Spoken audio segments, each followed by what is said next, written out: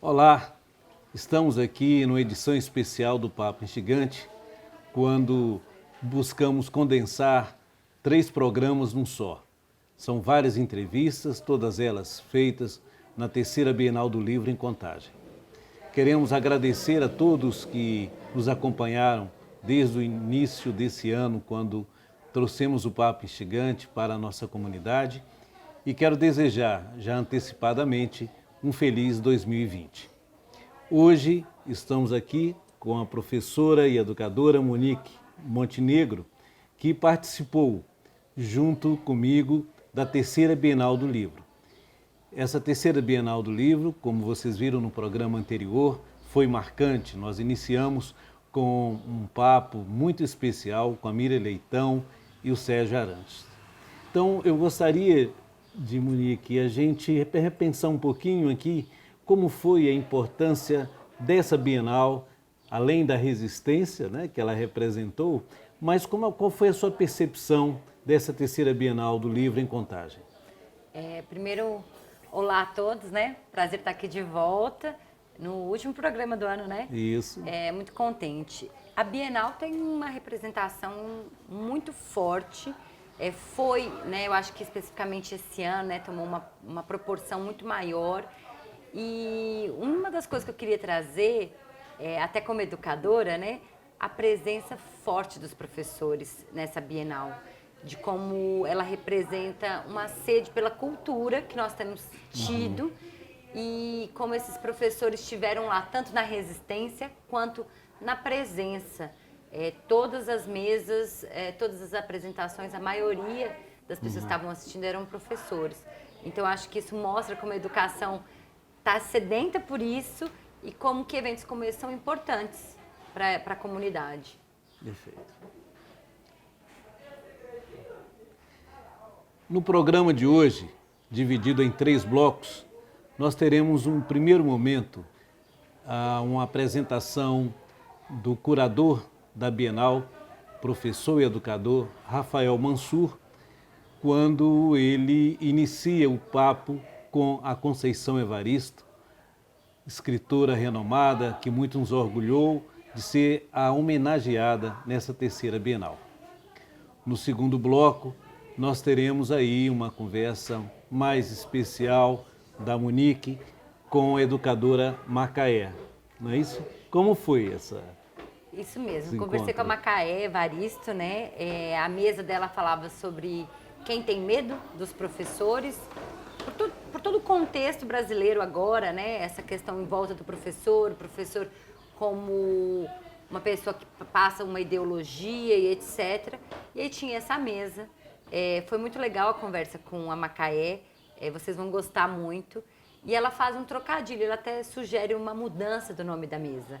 Que ela fala assim, quem tem medo do professor ou a quem interessa esse medo do professor. Foi uma conversa muito interessante, a mesa foi muito interessante. Acho que para o contexto atual brasileiro da educação, tem reflexões assim importantíssimas e que vale a pena a gente levar e pensar um pouco sobre essa situação. Então, acho que vocês vão gostar muito dessa conversa com a Macaé e da fala dela nessa mesa. Bom, e esse programa, como eu falei, especial, porque estamos condensando 3 programas num só.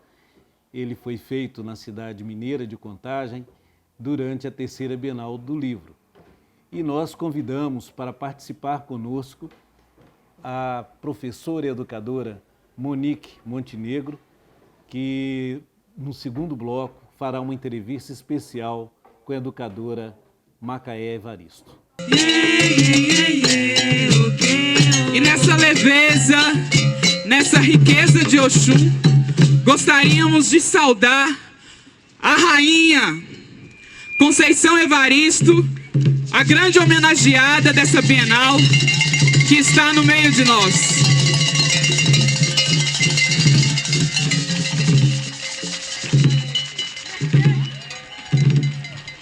Essa mestra, essa guerreira,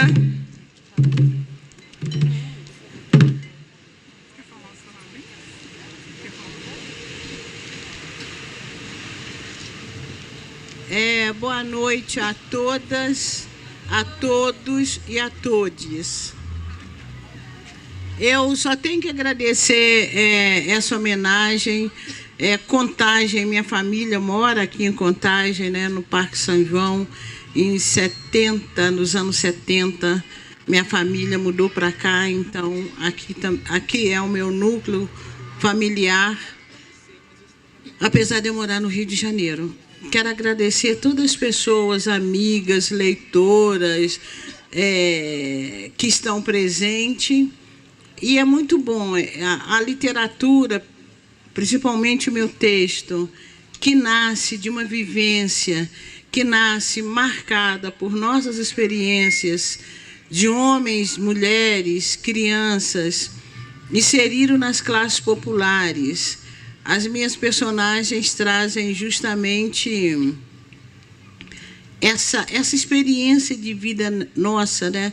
Que é uma experiência que contém possibilidades, mas também contém muita interdição. Essa experiência em que um personagem vai dizer: a gente combinamos de não morrer, e aí essa frase sofreu uma correção e ficou: nós combinamos de não morrer. Não, mas a correção não foi sua, não. A correção, essa frase rolou na internet. Nós combinamos de não morrer, mas eles combinaram de nos matar, mas nós combinamos de não morrer. Foi realmente inspirada nessa frase de um personagem que vai dizer: a gente combinamos de não morrer. Esse até é um título do conto. Então, ver essa literatura voltar para o espaço, ou ver essa leitura reconhecida no espaço da onde ela saiu, ver essa literatura reconhecida por pessoas que também, por A ou por B, sofrem algumas interdições, ou porque moram longe dos grandes centros, que a gente está chamando muito de espaços periféricos, mas eu também não gosto muito dessa palavra, ou porque são negros, ou porque são mulheres, ou porque são indígenas, ou porque são nordestinos, ou porque são gays. Quer dizer, no Brasil, como é que fala? A desculpa para discriminar uma série de grupos. Então, perceber que esses grupos que vivem essas experiências de interdição são grupos, são pessoas que acolhem a minha literatura, que me homenageiam, eu fico muito feliz, então eu só tenho que agradecer. Muito obrigada a todas, a todos e a todes. O tema, né, dessa conversa é a potência da escrita brasileira, da literatura brasileira. E aí, Conceição, eu queria que você pudesse falar um pouco, e aí eu vou contar bem rapidinho a história da construção dessa Bienal. Quando eu comecei a escrever o projeto da Bienal do Livro de Contagem, eu sou... Não vai estar aqui, deve estar brincando em algum lugar. Eu sou pai, aí há 2 anos, e meu filho, negro, depois de 4 meses lendo para ele virou e falou assim para mim, toda noite lendo, não estava alfabetizado, ele falou uma noite assim para mim: nossa, pai, primeira vez que o escritor se parece comigo. E aí eu falei, poxa, a gente sabe a questão da representatividade, mas é diferente. E quando esse ano a gente assistiu o filme do Homem-Aranha no Aranhaverso, o Homem-Aranha é negro, ele falou assim para mim, quando a gente saiu da sala de cinema. Eu falei, filho, gostou do filme? Ele virou e falou assim, muito. Ainda mais que o herói, dessa vez, parece comigo e não um bandido. Aí nesse dia eu engoli seco. Porque foram 4 meses para ele se ver em um escritor e anos se vendo, enfim, em qualquer representatividade negativa. Eu fiz uma pesquisa para entender o mercado literário e os eventos literários no Brasil. E o que a gente tem de dado é que, por exemplo, normalmente 10% ou menos dos autores convidados são autores negros. E esses números não são mostrados. E a gente resolveu mostrar os nossos números. A gente resolveu colocar 80% das atrações negras. E não só colocar 80% das atrações negras para falar sobre a negritude. Porque foi outra questão que a gente viu. Porque quando essas pessoas são convidadas, são 2 temas normalmente. A literatura negra como resistência e a solidão da mulher negra. Normalmente são esses 2 assuntos que a gente quis fazer diferente. A gente quis mostrar que essas pessoas devem e podem falar de tudo. Por isso que o tema da Bienal é o futuro e por isso que a Conceição vem falar da potência da produção literária brasileira. E o que a gente mais tem nessa Bienal é potência. Eu estou vendo alguns dos artistas aqui que a gente convidou. O que a gente mais tem é potência. Pensando a potência da literatura brasileira. Olha, nós podemos pensar a potência da literatura brasileira como nós pensamos a potência do discurso literário. O que o discurso literário é capaz de produzir? Ou o que o discurso literário significa dentro de uma sociedade? Embora nós saibamos que o discurso literário, que a criação literária, que a arte, ela, teoricamente, ela nasce independente de tudo, mas é praticamente impossível você pensar o artista fora da sociedade que ele vive. Ou ele está dentro dessa sociedade por comprometimento com tudo que passa naquele momento dele, ou ele está fora por omissão. Neutro, essa neutralidade significa a omissão. E o que nós vemos na literatura brasileira? Nós vemos no discurso literário brasileiro como todo, um discurso que pretende ser, ou falar, ou traduzir a identidade da nação. E esse discurso, ele tem essa potência, sim, de revelar a identidade da nação. Quando Chico Buarque de Holanda, que acabou de ganhar um prêmio, ganha esse prêmio é um prêmio que é conferido a um discurso literário que o Chico Buarque de Holanda criou, que não é um discurso francês, não é um discurso da literatura francesa, é um discurso da literatura brasileira. Então, a literatura brasileira, através da própria língua usada, ela marca essa identidade brasileira. Ora, é uma potência, um discurso em potência, que ele tem tanta capacidade de afirmar, de acolher determinados sujeitos ou determinados grupos sociais, como ele tem também essa potência de expulsar determinados grupos sociais dos seus enredos, das suas ficções, dos seus modos de pensar e de se colocar na vida. Então, concretamente, eu, como mulher negra, tenho vários textos literários que eu amo intensamente, escritores canonizados, mas fica sempre uma ressalva, né? A gente tem brincado muito, a gente ama determinadas obras até a 3ª página. Da 4ª página para lá, começa a criar um certo incômodo.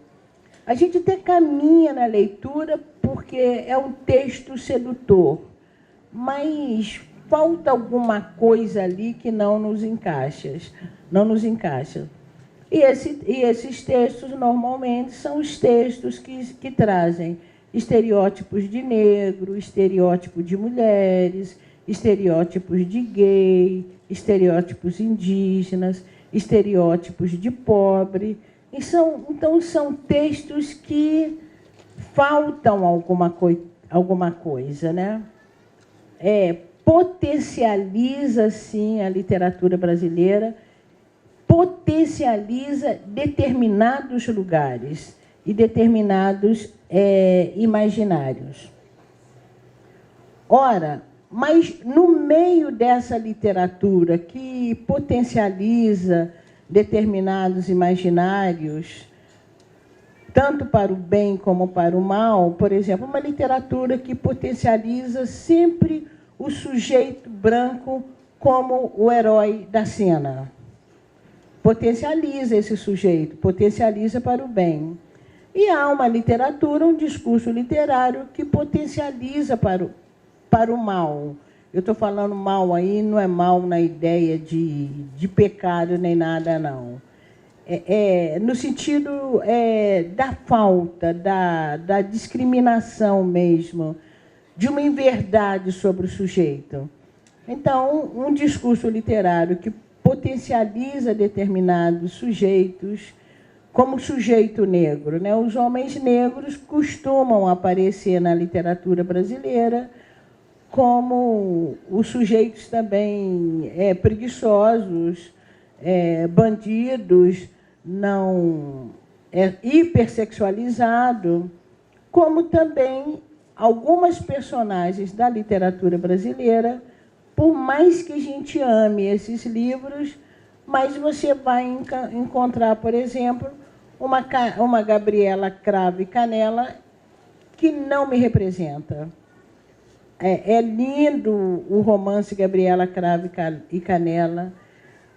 O ritmo do livro, se a gente, às vezes, lê determinadas páginas, lê em voz alta, você vai perceber o ritmo do livro.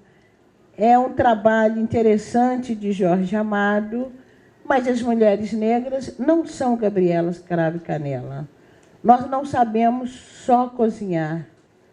Nós temos várias sabedorias, entende? Nós não somos objetos para serem comidas. Gabriela Cravo e Canela, ela sabia cozinhar muito bem, ela oferecia comida, mas ela também era a comida dos dois maridos. Ainda pensando nessa potência da literatura brasileira, eu não posso deixar também de falar na potência de uma literatura que é escrita através da experiência individual ou coletiva de quem produz esse texto, de quem narra esse texto. Eu não posso deixar de falar de uma literatura que nasce de lugares sociais que não é o comum na literatura brasileira. E aí, querendo ou não, eu vou dizer dessa literatura que eu tenho chamado de escrevivência. Tá? É uma literatura que nasce de uma experiência pessoal, e aí eu quero afirmar também, mas não se esgota nessa existência pessoal. Esse processo, ou a escrevivência, eu tenho sempre pensado de uma amplitude maior. E aí, a pergunta para a gente pensar um pouco nessa potência da escrevivência é isso.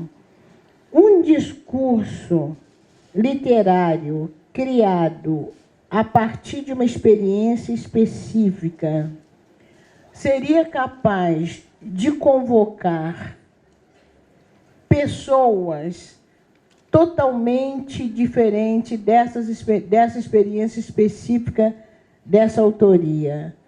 Pessoas que não tenham conhecimento nenhum dessa história que está sendo narrada.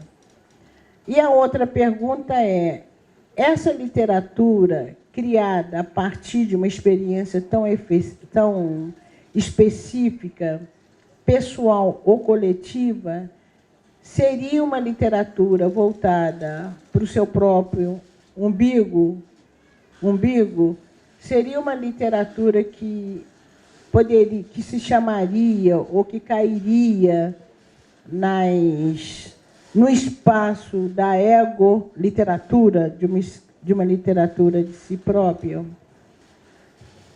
E aí, nitidamente, para muitos críticos literários, eu vou dizer que não.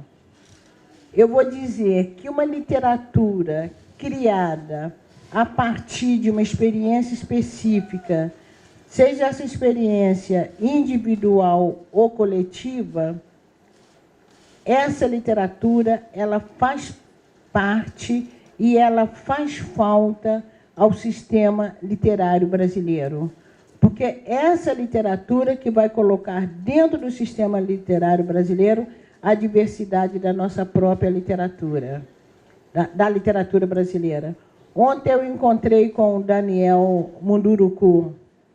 Eu acho que, mais do que nunca, essa literatura produzida a partir das experiências indígenas, de homens e mulheres indígenas, elas precisam estar dentro desse sistema literário brasileiro. Se nós pensamos que um discurso literário é um discurso que revela, querendo ou não, a identidade de uma nação.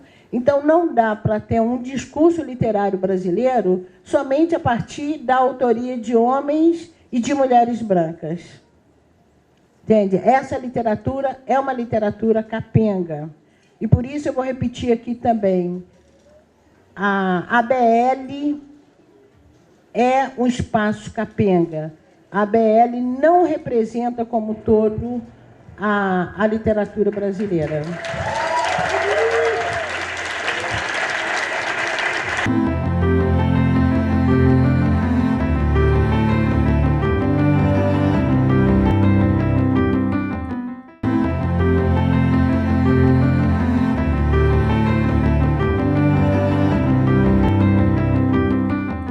O Papo Instigante está presente no segundo dia da terceira Bienal do Livro de Contagem. Convidamos a vocês a assistir o nosso programa com os nossos entrevistados, escritores, artistas, e peço a vocês para vir conosco conhecer um pouco mais do que há de mais avançado na literatura brasileira nesse momento. Vamos juntos! Olá, pessoal, com prazer de estar aqui com a Macaé Evaristo, com currículo extensíssimo, né? Mas eu gostaria de ressaltar até como professora, que é professora, a primeira mulher negra secretária da Educação no estado de Minas Gerais. E aí, Macaé, você estava aqui numa mesa sobre por que ter medo dos professores, né? A temática geral era essa. E você falou um pouco assim, será que é um medo ou será que interessa a quem esse medo? E eu queria que você falasse um pouquinho sobre isso. Obrigada. Bom, eu acho que o título da mesa ele é bem provocativo, mas o que eu tentei foi também, acho que trazer uma contribuição no sentido de pensar que esse paradigma do medo, né, a gente teme, né, é uma tentativa de colocar no outro uma monstruosidade. E eu falo que eu não gosto de trabalhar com essa lógica. A gente precisa trabalhar com o paradigma da dignidade humana, da convivência democrática. Então a gente não pode falar, né, quem tem medo dos professores, quem tem medo da escola. Eu falei, eu queria mudar essa pergunta e fazer a pergunta a quem interessa oprimir os professores e a quem interessa oprimir a escola pública. Se a gente pensar só no nosso estado de Minas Gerais, nós temos 4.700.000 estudantes na educação básica. 4 milhões são estudantes da escola pública. Então, quem faz educação em Minas, quem faz a educação dos mineiros e das mineiras, em grande maioria, é a escola pública. Então, a gente precisa cuidar dessa escola pública se a gente quer construir uma sociedade democrática. O Anísio Teixeira já dizia, né, que a máquina de fazer democracia é a escola. Uma sociedade sem escola, sem educação, tende a ser uma sociedade autoritária, um sistema autoritário, repressor, opressor, segregador, né? Então, por isso, essa defesa da escola pública. A gente não tem medo, nem quer que ninguém tenha medo da escola pública, né? Nós queremos uma escola pública cada vez mais democrática, emancipatória, laica, porque é isso que vai fazer o Brasil ter uma democracia forte. Eu concordo com você, e aí a gente está vivendo em Minas Gerais um momento, no Brasil em si, e aí em Minas a gente tem essa questão da escola sem partido. E aí qual que é o papel do professor, você acha, diante disso? Porque nós realmente não temos que ter medo, não queremos que tenham medo da gente. a escola em si, o professor dentro dela tem um papel muito importante. E aí você tem atos legais, né, que contradizem isso que a gente acredita. Como que a gente age aí? Eu acho que a gente não pode esquecer de um princípio que está lá na Lei de Diretrizes e Bases da Educação, que é que a liberdade de aprender, a liberdade de ensinar e a liberdade de pesquisar, né? Então a gente tem todo esse debate de escola sem partido, mas a gente entender isso muito mais como uma tentativa de silenciamento e de quebra desse princípio, que esse princípio sim está na legislação.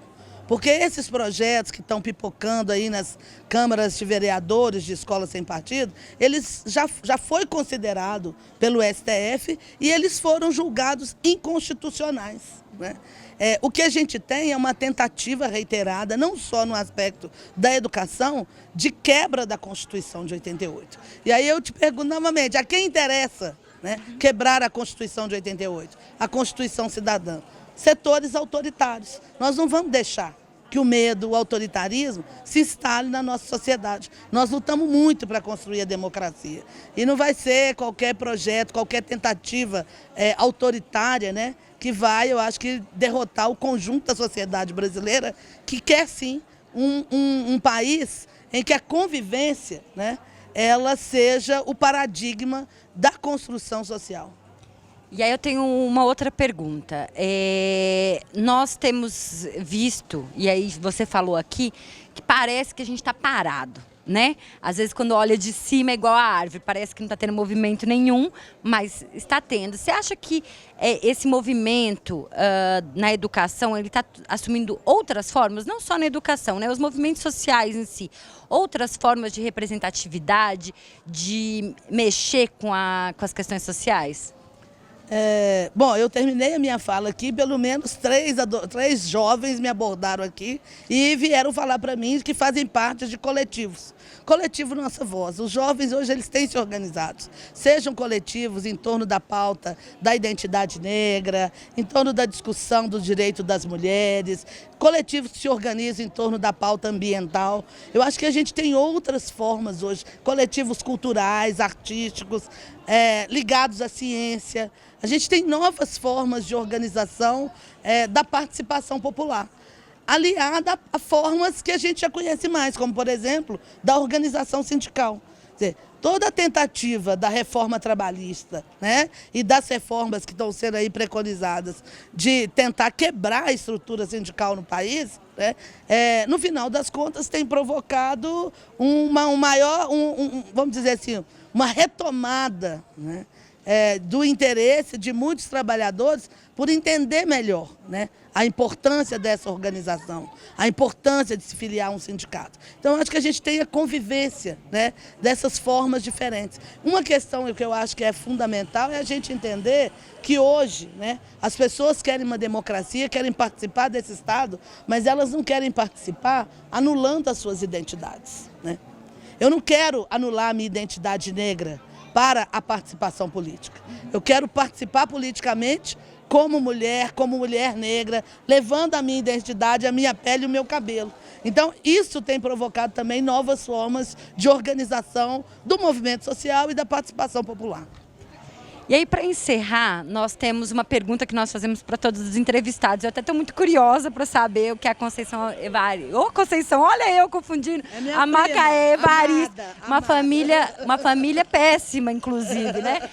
O que a Macaé vai responder. A gente tem uma pergunta que faz para todos, o que é ser humano para você? Acho que ser humano é a gente não abrir mão, né, da crença, né, na possibilidade da gente estar junto no espaço público, estar junto com o outro, né? Então eu preciso olhar para as pessoas que me cercam e enxergar a humanidade nelas, né? Eu acho que, lembrando um pouco uma saudação, se eu não estou enganada, hindu, que fala sobre a gente reconhecer, né, a humanidade que há em mim, ou a santidade que há em mim, cumprimenta a humanidade que há em você, né, ou a santidade que há em você. Eu acho que essa é a questão, né? Ser humano é a gente poder exercitar uma série de contradições mas a gente não abrir mão, né, da convivência, do estar com o outro e de um paradigma que para mim ele é muito caro, que é da dignidade humana. Todas as pessoas, sobre as mais diferentes condições, né, às vezes sobre condições de profunda, de extrema opressão e desigualdade, todas as pessoas elas buscam a dignidade. Então, a gente enxergar a dignidade no outro, né? Lutar pela dignidade do outro, eu acho que é a gente se fazer mais humano. Paulo Freire vai dizer que a função, a tarefa fundamental da escola, né, é a humanização. E a humanização ela se dá na convivência, na experiência, né, de vivenciar, de conviver com o outro, com o diverso, com o diferente. Muito obrigada, Macaé. E aí, como você disse que gosta dos memes, né? Essa frase que você falou é muito utilizada nos memes. Então, eu vou encerrar assim: a professora que habita em mim sauda a professora que habita em você. Muito obrigada. Olá, o Papo Instigante recebe a escritora política Cidinha da Silva, historiadora comprometida com a literatura negra e comprometida com a transformação social, pela luta constante pela desigualdade e o combate ao preconceito racial e o genocídio racial em nosso país. Cidinha, esse livro, #Parem de Nos Matar, é um livro bastante emblemático quando nós vivemos um tempo em que cada vez mais acelera através da espetacularização, não é? Do genocídio, ou da cultura também armamentista, que são duas coisas que ocorrem, eu acho que juntamente. E você então traz através de crônicas e através de uma ética de como trabalhar isso, não se tornando uma sociedade do espetáculo, mas em que isso não é espetáculo, isso é a nossa realidade, vivendo o seu grau de barbárie, não é? Então, gostaria que você falasse um pouco desse livro que nos chama muito a atenção, né? E eu convido a todos que adquiram esse livro, #A Vida Parem de Nos Matar, né? E eu gostaria que você falasse um pouquinho sobre isso. Bem, Américo, esse livro, o #Parem de Nos Matar, foi um livro que foi lançado em dezembro de 2016, ele esgotou em meados de 2018 e a gente reimprimiu agora, em 2019. São crônicas que foram escritas entre 2012 e 2016, que tratam dos diversos aspectos do genocídio da população negra no Brasil, das formas pelas quais o racismo mata, tanto pela eliminação física, individual e coletiva, as conhecidas chacinas, quanto a morte da subjetividade, a morte simbólica, perpetrada principalmente pelos meios de comunicação, pela forma estereotipada pela qual trata as pessoas negras. Eu trabalhei nesse livro muito com situações do cotidiano, discriminações raciais que ocorreram na imprensa nesse período, com pessoas muito conhecidas. Então, isso tudo foi mote para escrever esse livro, que tem sido muito utilizado por professoras e professores em escolas, por pessoas dos movimentos sociais, por grupos de formação política, não é? A literatura exercendo a sua função política. Depois você começa a escrever o livro de contos, né? E foi premiado, mas antes eu quero deixar uma presença, porque ao te apresentar eu falei uma historiadora e uma escritora política. Você fundou o grupo GL10 e também o Instituto Kwanzaa. Eu fui integrante, eu não fundei, não fui das fundadoras, mas eu integrei o GL10, o Instituto da Mulher Negra, que é uma das organizações negras mais importantes do Brasil, e eu estive lá num período dos 15 primeiros anos da organização, que hoje tem 31 anos, né? E cheguei à presidência da organização, fui a presidenta mais jovem da organização. Quando eu presidi o GL10 eu tinha 34 anos. E ajudei a consolidar a organização principalmente no campo das ações afirmativas, os programas de ações afirmativas antes da instituição das cotas nas universidades públicas, né?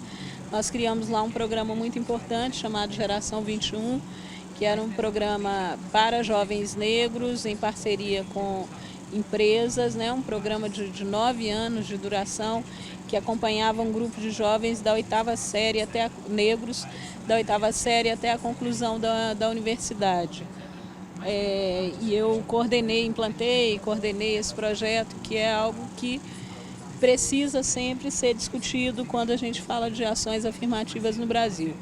A Kwanza Produções é hoje o meu selo literário, né?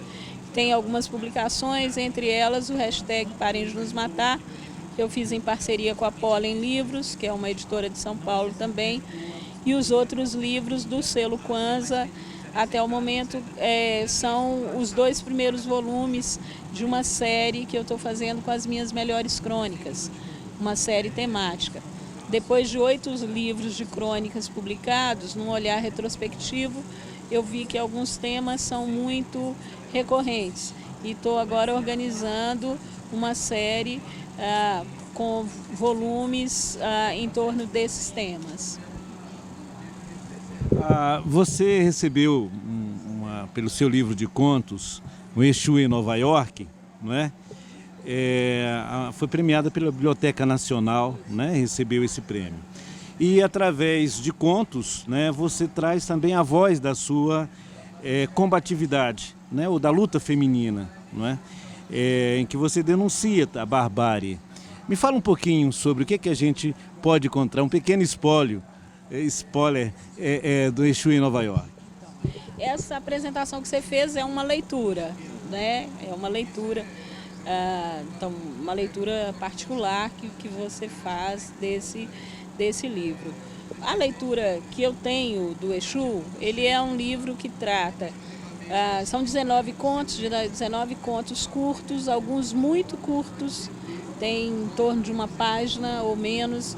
Eu gosto muito desse desafio de dizer as coisas que eu quero dizer com poucas palavras, né? Isso me interessa muito, e tem alguns contos, 4, 5 contos que são mais longos.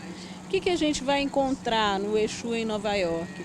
São contos que passam pelo universo da ancestralidade, das africanidades, das orixalidades e o universo da tensão e do diálogo entre tradições e contemporaneidade.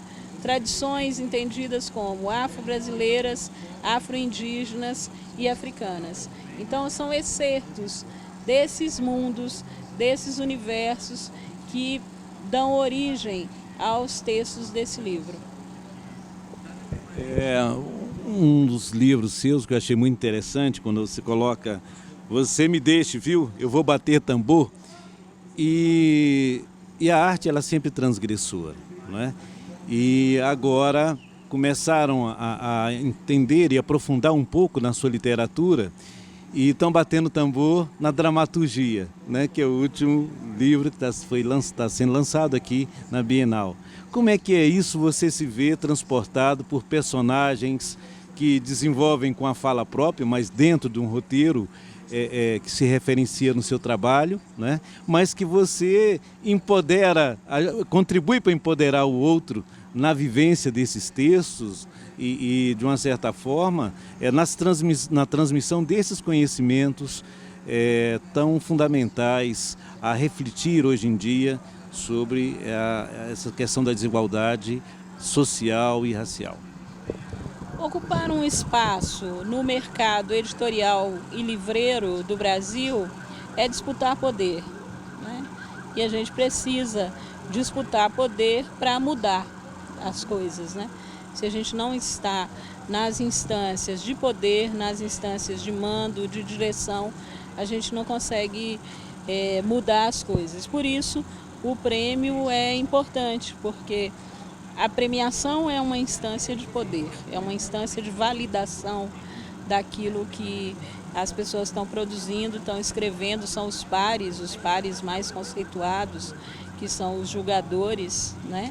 desses concursos literários, então por isso é um prêmio reconhecido, valorizado como da Biblioteca Nacional, a categoria Contos, que é a categoria Clarice Lispector, tem uma importância muito grande, muito significativa.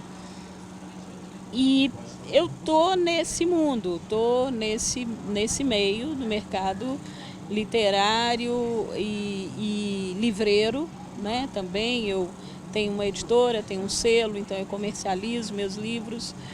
E essa é uma disputa, é uma disputa. Esse livro que está sendo lançado agora pelo selo Aquilombô, aqui de Belo Horizonte, o Teatro Negro de Cidinha da Silva, ele reúne 3 peças que eu escrevi por encomenda. Foram encomendadas por grupos de teatro negro da cidade de São Paulo. São peças que têm muita vitalidade, é um trabalho que eu fiz em 2012 e 2013 e as peças circulam até hoje, né? Eu recebo lá aqueles pingadinhos de direito autoral que as peças continuam sendo apresentadas. E atendendo ao convite do Aquilombô, que é esse selo literário do grupo Teatro dos 10 aqui de Belo Horizonte, eu reuni esses textos, tem um prefácio maravilhoso do Marcos Fábio Farias, que é o dramaturgo do grupo dos 10, e a gente está apresentando esses textos para as pessoas num livro belíssimo, em verde e rosa. Tem capa verde, que tem páginas rosa lá no miolo. São 3 peças, uma para crianças que se chama Os Coloridos. Nessa peça a gente trabalha diferenças e desigualdades, como as diferenças são transformadas em desigualdades, e a gente lida com cores, né, com águias. Então, 3 personagens, uma é vermelha, outra é azul e outra é amarela. É um espetáculo de rua feito em perna de pau, que é muito bonito. Tem outra peça que se chama Sangoma, Saúde às Mulheres Negras, e uma outra peça, essa de maior circulação, de maior impacto, que se chama Engravidei, Pari Cavalos e Aprendi a Voar Sem Asas, que é uma peça que trata de afetividades entre mulheres negras. A gente entrevistou 55 mulheres negras de diferentes estratos sociais, econômicos, políticos na cidade de São Paulo. Entrevistamos mulheres que eram catadoras de material reciclável, trabalhadoras domésticas, mulheres de escola de samba, da velha guarda e passistas, as jovens também. Conseguimos entrevistar uma socialite negra, várias prostitutas, mulheres em situação de privação de liberdade, algumas africanas, inclusive. Entrevistamos também gente da área de saúde, do mercado da beleza, nos quais as mulheres negras trabalham muito. E a partir dessas entrevistas nós constituímos 6 arquétipos de mulheres negras que são as personagens dessa peça. Bom, você falou aí do verde rosa e eu lembrei que você é uma mangueirense, né? Sou mangueira de coração. Me fala um pouco assim dessa história no Rio de Janeiro. Eu vivi no Rio de Janeiro durante um período, acho que foram 4 anos. Foi um tempo de foi um período sabático, digamos assim, que pretendia ser de 2 anos, mas eu acabei arrumando um emprego por lá e aí fiquei mais 2 anos, né? Eu gerenciava projetos numa instituição que captava recursos para distribuir para organizações pequenas de mulheres, então acabei ficando por lá mais 2 anos. E tem um dos meus livros, que é o Kwame, que é um romance para crianças e adolescentes, que foi reeditado agora em 2019 pela Pollen Livros de São Paulo. E esse romance tem muitas referências do samba carioca, que foram vivenciadas nesse período que eu vivi, né, no Rio de Janeiro. Foi mais ou menos de 2008 a 2012.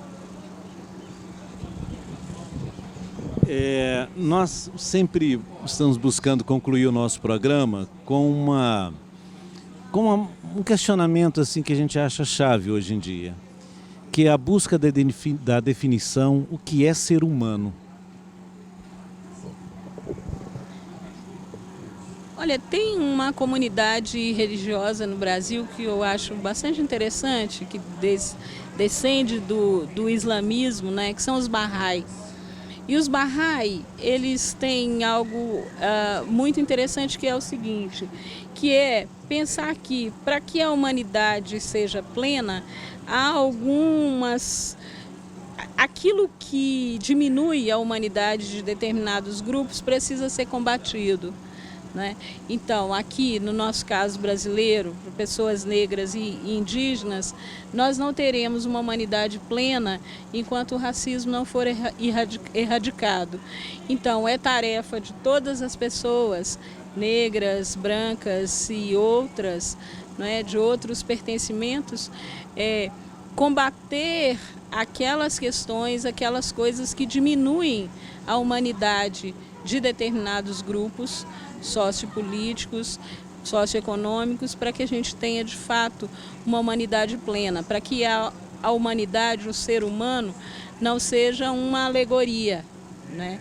E seja algo que de verdade permita a todas as pessoas florescerem, né?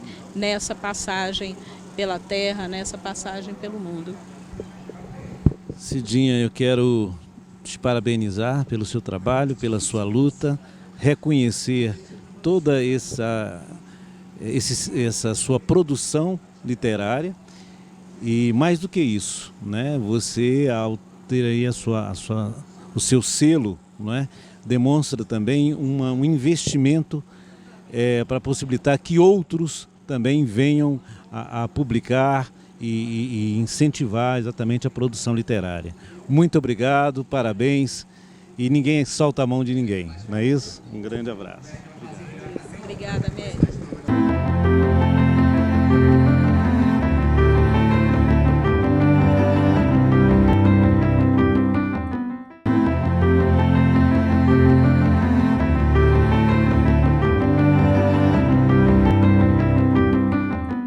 Olá, o Papo Instigante está aqui na terceira Bienal do Livro e encontramos a educadora Ivana Leitão, que está aqui com a sua família visitando os estandes.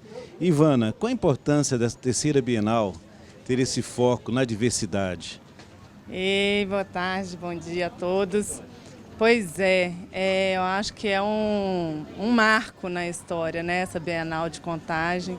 A gente teve a oportunidade de conhecer o Rafael, hoje desenvolvendo alguns trabalhos com ele, o Rafael Mansur, que teve essa ideia fenomenal de trazer para a Bienal essa proposta de ter 80% dos autores, dos artistas negros, né? Eu acho que cada vez mais a importância de ter uma representatividade, né, é de suma importância. Então, outro dia eu estava lembrando e pensando na história do Nelson Mandela, né? É uma história ainda tão recente, né? A gente não pode esquecer e tem que resgatar sempre essa história do apartheid na África do Sul. Um líder que lutou pelos seus ideais, pela igualdade racial e ficou aí 26 anos na prisão. Então, o quanto é importante a gente fazer esse esforço de reflexão e isso misturado à literatura é maravilhoso, né? Então, hoje a gente vim com os meus filhos, a gente em casa, a gente tem esse hábito de estimular muito a leitura e é impressionante como é que as crianças amam. Então, é a questão da oportunidade, né? Então, fico muito feliz de estar aqui hoje. O Papo Instigante tem a grata satisfação de conversar com a Aniele Franco. E a Aniele está aqui na terceira Bienal de Contagem, teve um grande momento de compartilhar o seu pensamento com o público e realmente levantou a nossa plateia. Aniele, esse é o momento em que a gente retoma aquele pensamento que eu estava falando com você, do Mauro Quintana, que fala que a saudade é que faz as coisas pararem no tempo.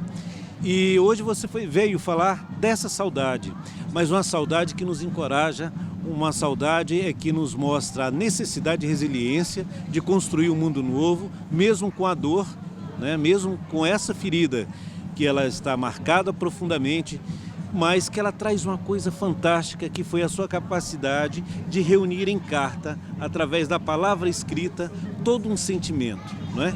E eu gostaria que, quando você trouxe a carta para Marielle, você falasse um pouquinho qual o sentimento que fica também da sua família. Eu sei que algumas cartas se perderam porque o pranto dos seus pais faziam com que as letras se desmanchassem, mas ali ficou a mancha do sentimento, né? Ficava essa marca, né? Então, qual o sentimento dos seus familiares, assim, que você percebe num todo e que você conseguiu traduzir para essa carta? Bom, primeiro, obrigada por a gente estar aqui junto, né? Acho que é um dia de resistência para a gente hoje, de vitória também. O Cartas para Marielle traz muitos sentimentos, mas assim, o maior para mim de todos é ver como que eles também estão tentando transformar a dor em alguma coisa diferente. Não só meu pai hoje em dia escreve, gosta e fica feliz quando sai alguma coisa bonita e tal, mas é também uma maneira de manter viva a Marielle para eles ali. Porque a gente escuta muito aquela coisa do Marielle vive, Marielle presente, mas ela não está aqui pra gente, né? E que a gente desejaria que tivesse e não está passando pelo que a gente está passando. Mas o Cartas é um livro é um livro sentimental, mas é um livro de resistência, assim. Rola um desabafo da família, dessa dor, dessa solidão, dessa angústia, mas foi o que a gente conseguiu, a maneira que a gente encontrou de seguir. E teve tem uma parte legal no livro, que foi a vivência do seu pai, do primeiro Dia dos Pais, sem a Marielle, não é? E essa carta, realmente traz muita emoção, não é? E eu acho que para todos os pais, né, refletirem sobre essas perdas, mas ao mesmo tempo é um alento, né? Sim, sim. Eu acho que o primeiro Dia dos Pais foi um dia difícil para ele, assim, eu fiquei tentando talvez sobrepor aquela perda ali, mas é óbvio que eu não conseguiria. E ao mesmo tempo ele teve uma lição, um dia muito bonito, assim, ele passou pra gente como que ele ia sobreviver àquele momento, assim. E a carta dele pra mim inclusive engraçado você citar, porque pra mim é a mais bonita e a mais forte do livro, assim. Que eu tenho muito... Quando eu fui transcrever, foi o mais difícil. Aquela dele ali é da minha mãe, foi a mais difícil. Aniele, você tem um negócio bacana porque se faz ser uma jogadora de vôlei, não é? Com muita energia, e essa energia você traz como jornalista e como professora também, não é? Então isso para a gente é muito importante de conhecer, também de conhecer como autora, não é? Fazendo essas traduções, interpretar esse mundo, né, de sentimentos, porque a coisa mais difícil é você transpor essa palavra sentida para uma escrita. Mas existem algumas palavras que são muito pesadas e que a gente às vezes não tem o controle delas e nos leva à desconfiança. Eu quero falar para você o seguinte, essa palavra da lei, quando busca, nesse momento, federalizar a investigação, né, da morte da Marielle, e como é que a família está percebendo isso, né? Como você, embora com todo esse vigor, com todo esse compromisso com a vida, de dar continuidade ao que você e sua irmã vivenciaram e vivenciam na sua casa, mas diante dessa situação, de buscar colocar mais longe de vocês, não é? Através da PGR. A gente, porque assim, desde o começo a gente confiava muito, e confia ainda, na verdade, no trabalho do MP no Rio, porque eles acolheram a família, tudo que eles fariam à frente, eles avisavam a gente. Então isso foi criando um vínculo de confiança.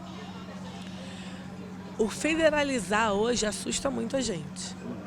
Assusta porque cai na mão de pessoas que podem ter possíveis ligações, não ligações diretas, mas às vezes tentar acobertar pessoas que podem ter ligações diretas também. Assim, a vontade da família é que não saísse do Rio, é que continuasse. Algumas pessoas falam, mas não tem jeito, que loucura e tal. Mas se a gente vê direitinho, tem um trabalho sendo feito. Você imagina ter que parar aquilo, começar... E por que agora o interesse da federalização, né, tão grande? Porque antes não tinha até algumas citações, e agora cria-se... Então, as investigações correm em sigilo, né, eles não contam muitas coisas pra gente. só passa o que está na mídia, mas se a gente pudesse escolher, a gente não federalizava mesmo. É uma opinião da família. Perfeito. Tudo que a gente faz, a gente tem as marcas, né? Traz as marcas no próprio corpo. Você teve algumas lembranças, né, aí da infância. Então são legados, né? Que é só a vivência, né? A gente a gente é construído como sujeito, né? E essa construção foi feita junto com sua irmã. Então, em momento algum, hoje, eu acho que a sua irmã te possibilitou também estar nesse lugar de escritora, porque você já era uma jogadora de vôlei, você já era professora, tinha um bom domínio, já formou em jornalismo, saiu do país, né? Mas essa foi uma coisa que foi uma descoberta, né? Foi uma marca, né? Acho que foi um legado também para você, né? Falar assim, agora é a sua vez de ir lá e externalizar aquilo que você sente, né? Agora, para todos nós, para a sociedade brasileira, qual o grande legado dessa dor, né? E dessa ausência presente da Marielle? Nossa, pergunta difícil, mas eu acho, com a minha humilde opinião, que para mim o maior legado da Mari era a resistência dela enquanto pessoa de não desistir nunca do que ela queria, assim. Eu acho que pra gente que cresce nas comunidades, que aí você tem os pais que trabalham horas extras, que batalham e tal, você não se reconhece enquanto, por exemplo, mulher negra muito facilmente. Pra gente foi tudo um passo muito a passinho de tartaruga. E a Marielle, ela começou a criar isso com ela, assim, eu vi a transformação da Marielle, menina, até ela ser aquela vereadora monstruosa, todo mundo admirava e tal. Então essa luta, essa persistência, sabe? Essa coisa dela nunca desistir, sair de um lugar, ir para o outro, estudar no trem, isso deixa pra mim, assim, como se tivesse que retribuir agora. E aí eu me coloco hoje numa posição de que eu acho que as pessoas tinham que entender isso. Não só entender quem era a vereadora. Eu acho que falta a essência ali, falta o valor. Eu acho que se eu pudesse deixar um legado hoje, assim, tipo, enquanto mãe, filha, irmã, viva aqui, eu deixaria essa resistência que ela teve até o momento da morte dela. Quero te agradecer imensamente a sua presença aqui, falando dessa saudade e, em particular, com o Papo Instigante da nossa rede de docto. Agora, a gente sempre termina o nosso programa com uma pergunta. E ela, assim, ela nos leva a um bom questionamento. Mas é rápido, com 2 ou 3 palavras, tentar condensar. O que é ser humano? Nossa, o que é ser humano? Ser humano é resistir, ser humano é viver, ser humano é a cada dia se descobrir, a cada dia se reinventar diante da dor, da saudade, até mesmo da alegria. Acho que ser humano tem que ser empatia e respeito também. Ninguém solta a mão de ninguém. Ah, verdade. Na prática mesmo. Obrigada. Beijo. Até o próximo. O Papo Instigante tem a grata satisfação de conversar aqui com a deputada federal Áurea Carolina. Como vai, Áurea? Tudo bem? Vou bem, prazer falar com vocês.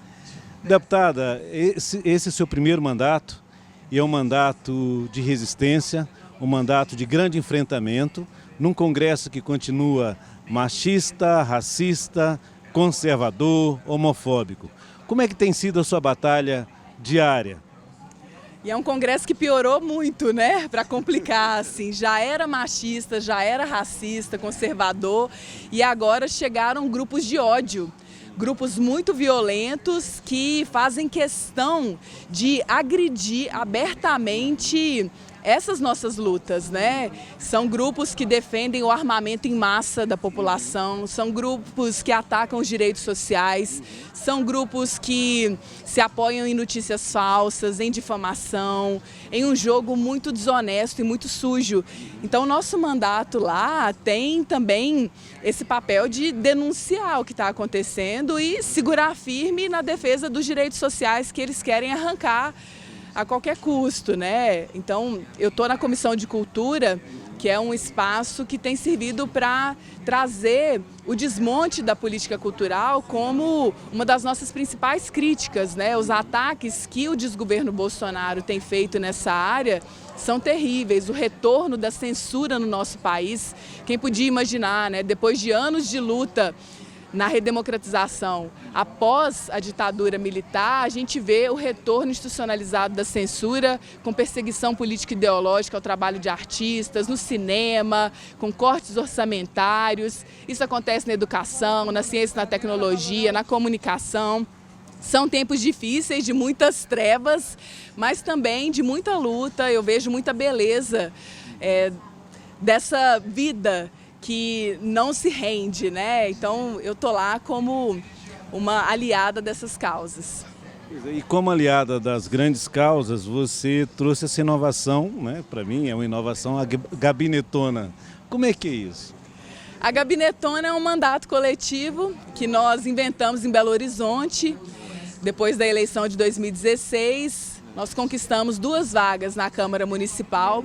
Eu fui eleita vereadora junto com a Cida Falabella. E nós juntamos o que seriam 2 gabinetes em um gabinete único compartilhado, numa experiência de co-vereança com a Bela Gonçalves, que era a nossa primeira suplente na época. E aí nós 3 trabalhando juntas com uma equipe diversa, com maioria de mulheres, pessoas negras, uma presença muito forte de pessoas LGBTI, moradoras de periferias. A gente foi experimentando esse formato de um mandato aberto, popular, feminista, antirracista, que está muito conectado com as lutas. E em 2018 a gente expande essa experiência para a Gabinetona em 3 níveis do Legislativo. A gente conquista uma vaga na Câmara dos Deputados, eu fui eleita deputada federal, e conquista uma vaga na Assembleia de Minas com a deputada estadual Andréa de Jesus. Então hoje somos 4 parlamentares, porque a Bela, que era suplente, assumiu a vaga de vereadora em BH. Então a Cida, a Bela, a Andréa e eu. E uma equipe hoje que tem quase 100 pessoas, a gente continua com esse fundamento de representatividade, de maiorias sociais presentes, né? E é um mandato que tem muitos desafios, né, de lidar nessa conjuntura tão difícil, com demandas urgentes da população, com a defesa dos direitos humanos, da cultura, do direito à cidade, do bem viver, do meio ambiente, fazendo denúncias graves, né? Um dos temas que a gente enfrentou esse ano foi a questão da mineração, a mineração predatória, né? Depois do crime da Vale em Brumadinho, a continuação do crime da Vale, da Samarco e Mariana, a gente percebe que essa é uma agenda prioritária e que para o nosso estado de Minas Gerais é muito crítica, né? Então, entre várias lutas, a gente combina esse fazer coletivo com uma presença institucional muito forte e a gente espera que ano que vem, nas eleições de 2020, a gente possa ampliar essa experiência, né? Eleger mais coletivos, mais lutadoras populares para ocupar o espaço de poder. Pois é, e você traz não só na pele, mas também na vestimenta, essa camisa aí em que a gente tem como a maior presença nesse evento, não só nesse evento, mas também no país, em todos aqueles que lutam pela justiça, o Viva Marielle Franco. E aí nós estamos numa questão, porque estão discutindo agora a possibilidade da federalização da investigação. Qual a sua percepção sobre isso? A execução política da Marielle, eu considero que foi um marco na transição democrática brasileira, porque ela já trazia no seu corpo, na sua construção política, a presença dessas maiorias sociais que hoje são invisibilizadas e não acessam os espaços de poder. E hoje nós vemos as sementes de Marielle florescendo, né? Várias mulheres negras, LGBTI, coletivos que têm chegado à política ou têm se disposto a ocupar a política. Então, a execução política da Marielle é uma tentativa de interromper essas trajetórias, no símbolo de Marielle, mas também em toda essa experiência viva da sociedade brasileira.